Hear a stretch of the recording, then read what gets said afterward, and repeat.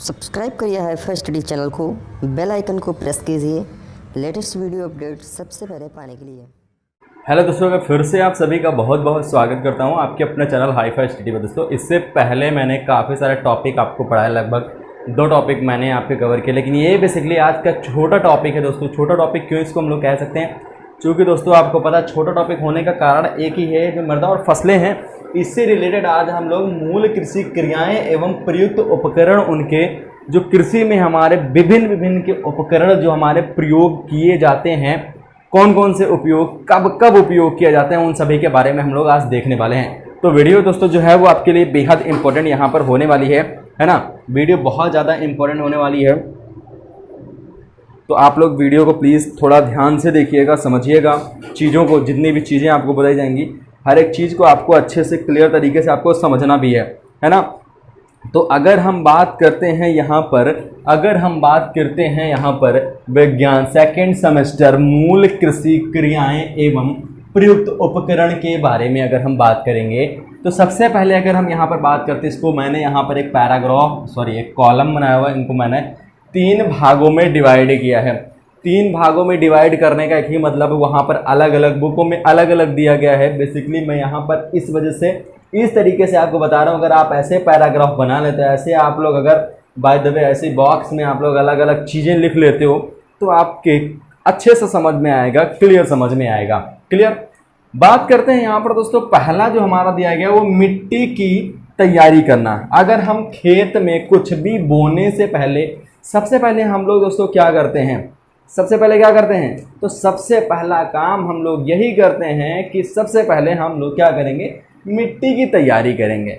कैसा भी खेत पड़ा हुआ, इससे पहले की फसल ले ली गई है, उसकी जुताई नहीं हुई है, उसमें खाद नहीं डाला गया है, उसमें जोता नहीं गया है, समतल नहीं किया गया भूमि को, भूमि कहीं इधर ऊबड़ है, कहीं खाबड़ है, कहीं ऊंची है, कहीं नीची है, तो इस तरह की भूमि में पानी का रुकाव हो जाता है, जिसकी वजह से हमें उससे सबसे पहले उसको समतल भी करना पड़ता है।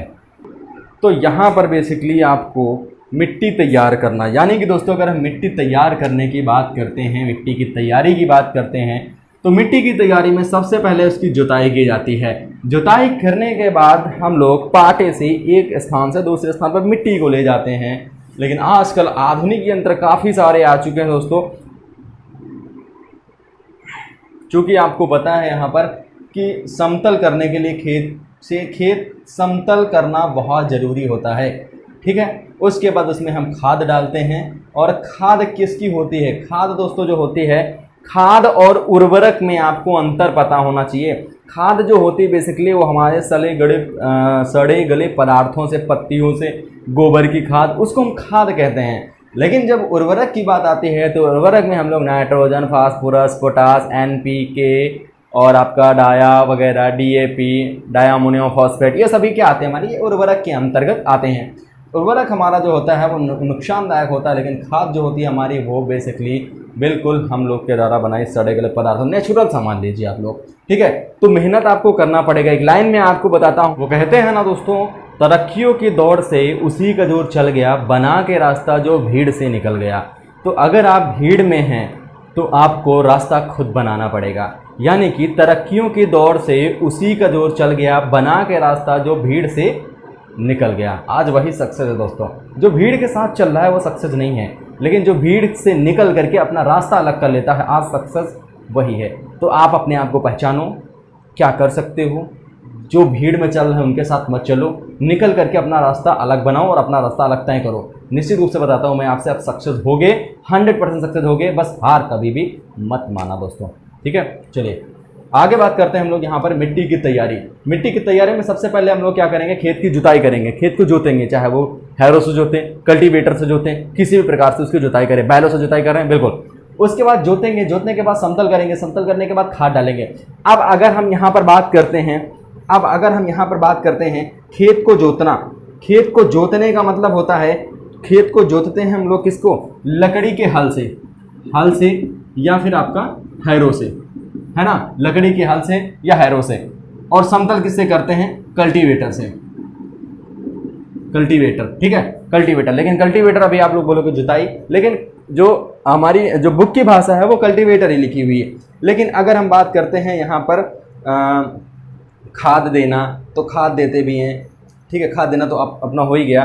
और एक चीज़ और होता है समतल, एक चीज़ और करते हैं सुहागा जिसे कहते हैं, सुहागा जिसे हम पटेला भी कहते हैं, ठीक है, पटेला भी कहते हैं, यानी वही यार जो हम लोग समतल नहीं करते हैं उसी से, ठीक है, ये सारी चीज़ें हमारे प्रयोग होती हैं।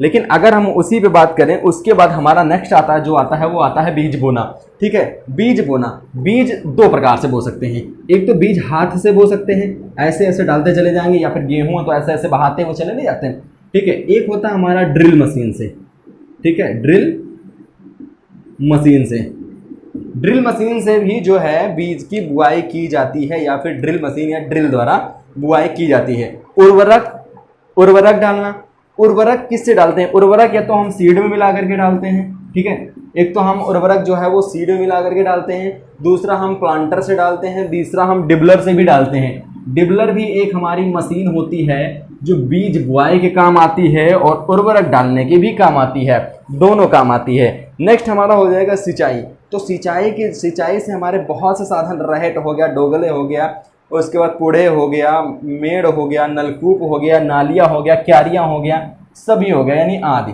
ये सभी हमारे उपयोग किए जाते हैं। लेकिन निराई के बारे में अगर हम बात करते हैं, निराई के बारे में बात करते हैं अगर हम, ठीक है, तो निराई जहाँ पे हमें निराई करनी होगी, मतलब कहीं कहीं पर हमें निराई के लिए खुरपी की आवश्यकता पड़ती है, खुरपी की आवश्यकता पड़ती है। खुरपी जो है दोस्तों वो हाथों से चलाई जाती है, लेकिन कहीं कहीं फसल हमारी लाइन से बोई हुई होती है, तो कहीं कहीं पर हम लोग किससे, मशीनों द्वारा भी कर देते हैं, ठीक है, मशीनों द्वारा के, जैसे कि आपका मशीन में एक आता है, जैसे आप लोगों ने देखा नहीं होगा, केले वगैरह में हैरो का प्रयोग भी कर देते हैं, हैरो का प्रयोग भी कर देते हैं। और हो एक होता है हो मशीन, हो मतलब हो वाला मशीन, एचओ वाला हो, है ना, हो मशीन, इसका भी प्रयोग हम लोग क्या करते हैं, निकाई गुड़ाई के लिए करते हैं, यानी कि खरपतवार नष्ट करने के लिए करते हैं। लेकिन अभी अगर बात आ जाती है धान की, तो धान में तो भाई हैरो चला नहीं सकते हैं, हैरो चलाएंगे तो पूरा हमारा धान ही नष्ट हो जाएगा, वो हरी खाद बन जाएगा, फिर जैसे ढैंचा को हम लोग डायरेक्ट ही खेत में काट देते हैं। लेकिन अगर हम बात करते हैं यहाँ पर खुरपी जो होती है वो हाथों से चलाई जाती है, यानी जहाँ पर फसलों में हमारा खुरपी आवश्यकता होती है वहाँ पर हम खुरपी का प्रयोग करते हैं। जहाँ पे हमारी हैरो की आवश्यकता होती है या हो की आवश्यकता हो, वहाँ पर हम हैरो और हो का जो है उपयोग करते हैं। किस लिए? क्योंकि हमारी अलग अलग किस्म, अलग अलग फसलों के अनुसार हम उनका उपयोग करते हैं। क्लियर? उसके बाद हमारा यहाँ पर आता है फसल संरक्षण। निराई हो गई हमारी, उसके बाद फसल जो हमारी थोड़ी बड़ी हो गई, फसल बड़ी होने के बाद उसके बाद उसका संरक्षण सबसे ज़रूरी है। ठीक है, संरक्षण सबसे ज़्यादा ज़रूरी है। संरक्षण किससे ज़रूरी है? देखिए, पहली बात तो उनको जानवरों से, ठीक है, जानवरों से संरक्षण करना, कीटों से संरक्षण करना, ठीक है, कीटों के लिए हम उनका छिड़काव करते हैं। उनके बाद देखेंगे उनमें कोई रोग तो नहीं लग रहा है, ठीक है, रोगों से उपचार करेंगे उनका, ठीक है। इस तरीके से हम लोग फसल संरक्षण भी करते हैं। ऐसा तो नहीं है टिड्डा आ गया और पूरी फसल खा गया, ऐसा नहीं है, ठीक है। उनके लिए भी छिड़काव किया जाता है। कोई रोग लग गया, कोई कीट लगा हुआ है, कोई कीड़ा लगा हुआ है, सब चीज़ का हम लोग, है ना, फसल संरक्षण में सबसे ज़्यादा इम्पोर्टेंट हमारा काम होता है। फसल संरक्षण के बाद हमारी जो फसल होती है वो पक जाती है। धीरे धीरे हम फसल को संरक्षित करते रहेंगे।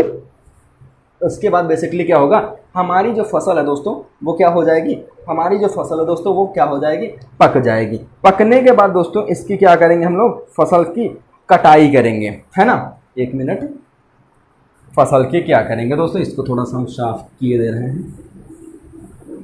यहाँ पर पॉइंट थोड़े और थे लेकिन मैंने यहाँ पर इंक्लूड इस वजह से नहीं किया क्योंकि व्हाइट बोर्ड भर गया था ना, इस वजह से मैंने इंक्लूड नहीं किया। अभी मैं यहाँ पर लिखे दे रहा हूँ पॉइंट, ठीक है।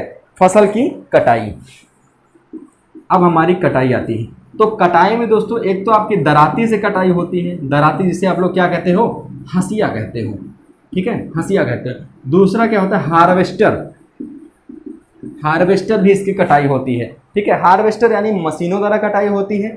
और उसके बाद दराती जिसे हम कहते हैं, दराती उसको क्या कहते हैं, हंसिया कहते हैं, उससे भी हमारी कटाई होती है।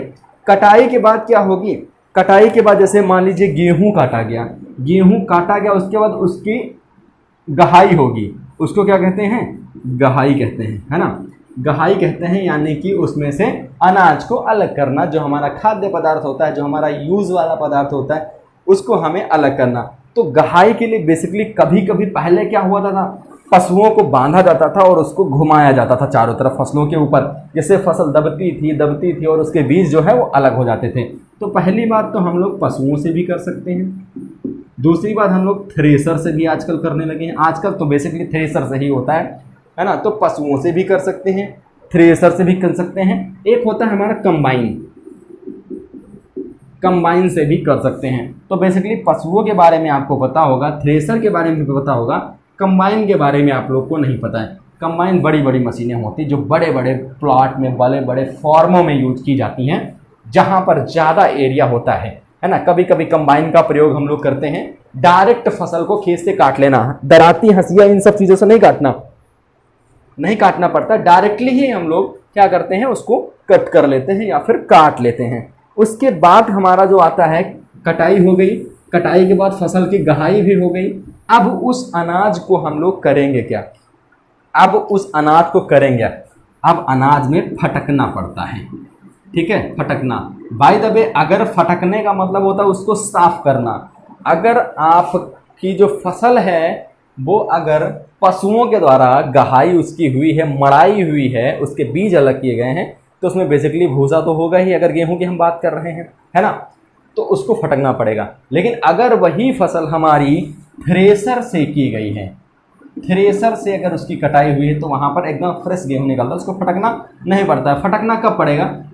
लेकिन फटकना आपको पड़ेगा जब आपको खाना होगा गेहूं को, जब आपको गेहूं की पिसाई करनी पड़ेगी, तब आपको फटकना पड़ेगा। लेकिन फटकना हम यहाँ पर ऐड जरूर करेंगे, क्योंकि फटकना तो पड़ेगा ही पड़ेगा। भले ही हम उसको थ्रेसर से साफ निकल रहा है गेहूँ, लेकिन नहीं, फटकना उसको पड़ेगा ही पड़ेगा। उसमें गांठें होती, कुछ भी छोटे मोटे पदार्थ होते हैं, या अलग के कुछ बीज हो जाते हैं। कभी कभी गेहूं में सरसों भी हो जाते हैं, तो सरसों के भी बीज मिक्स हो जाते हैं, इस वजह से उनको अलग हमें करना पड़ता है। तो फटकने में दोस्तों उसको एक तो छाछ से भी कर सकते हैं, है ना, छाछ से, एक मशीन से भी कर सकते हैं। अगर ज़्यादा मात्रा है तो मशीन से ही होगा दोस्तों, बाकी किसी से नहीं हो सकता। यह हाथ से तो उतना जल्दी हो नहीं सकता है अगर ज़्यादा मात्रा है तो।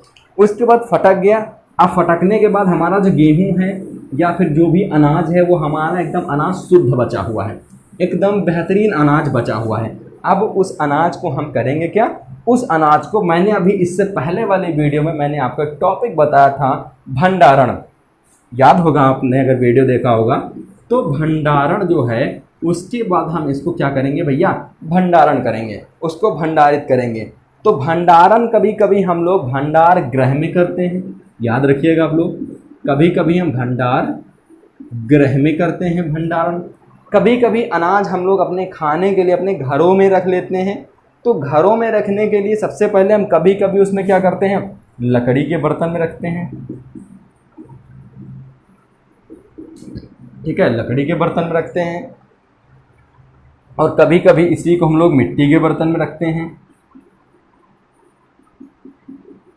मिट्टी के बर्तन में रखते हैं। और कभी कभी हम लोग इसको धातु के बर्तन में या अनाज सिल्की जैसे खत्ती भी कहते हैं, ठीक है, अनाज सिल्की या खत्ती भी कहते हैं। तो बेसिकली आज का आपका जो टॉपिक था वो मूल कृषि क्रियाएं और प्रयुक्त उपकरण जो हैं इसके, उससे रिलेटेड था, ठीक है।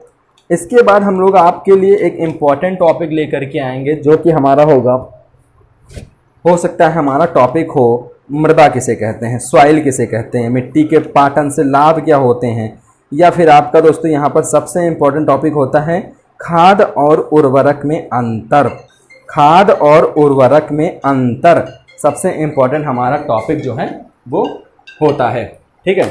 तो बेसिकली हम लोग देखेंगे खाद और उर्वरक में अंतर देखेंगे, ठीक है। तो उम्मीद करते हैं आज का हमारा सेशन जो है वो आपको पसंद आया होगा। वीडियो पसंद आया तो शेयर करिएगा दोस्त मित्रों के साथ। जितने भी चीज़ें आपको बताई गई वो सारी चीज़ें आप लोग इंक्लूड कर लीजिएगा, ठीक है। और वीडियो को शेयर करिएगा दोस्त मित्रों के साथ। काफ़ी छोटी वीडियो थी, एक ही टॉपिक का हमें क्लियर करना था, इसमें छोटा सा टॉपिक था और इसको ही हमको क्लियर करना था, इस वजह से मैंने आपके साथ लेकर के आया उसको, ठीक है। वीडियो को शेयर करिएगा दोस्त मित्रों के साथ। मिलेंगे नेक्स्ट वीडियो के साथ। जय हिंद, वंदे मातरम।